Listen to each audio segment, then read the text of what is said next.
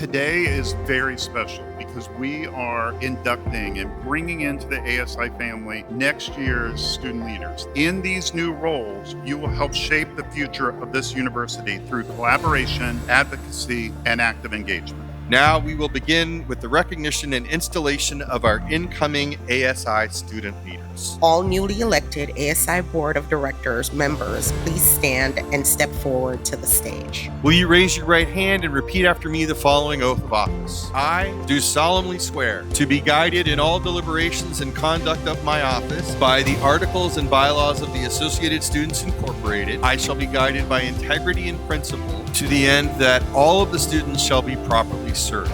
Every student leader in this room has earned their spot here. We are chosen to represent students, advocate for their concerns, and help create a campus where people feel valued. To our faculty, staff, and campus partners, we look forward to working alongside you this year to make Cal State Fullerton a stronger and more supportive campus community for students. Thank you. Let's have a great year together.